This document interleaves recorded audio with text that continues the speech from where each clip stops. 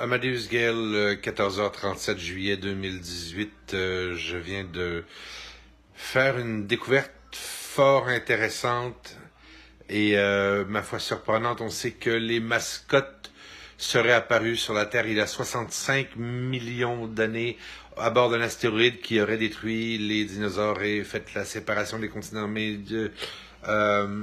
j'apporte ici une nuance. Astéroïde, vaisseau, ouais, et qui aurait d'ailleurs ramené les dinosaures vivants ailleurs. Donc, donc voilà. Mais selon mes études, le choc de l'astéroïde qui serait arrivé au Mexique a rebondi. Bon. Comment, je sais pas. Il y a une onde de poussière qu'on peut encore apercevoir dans l'ionosphère et qui prouve qu'elle est revenue vers Granby. Pourquoi Granby?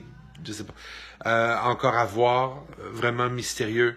Granby étant d'ailleurs dans le langage des mascottes, quelque chose qui voudrait dire gros câlin, qui est l'essence vitale d'une mascotte, le câlin.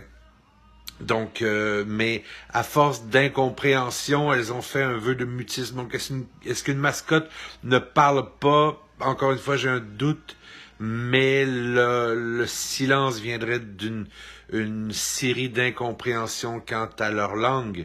Mais ce qui est encore plus fascinant, ceci dit, qui va faire avancer les études, c'est qu'on vient de faire une découverte extraordinaire, une immense découverte dans la région de Granby. On vient de découvrir un œuf de mascotte. Pas un petit œuf. Selon le premier témoin, c'est la grosseur d'un shih tzu. Assez impressionnant. Un œuf poilu. Ça aussi, unique, jamais vu. Qu'est-ce que c'est exactement? Donc, faut pas l'omelette avec ça.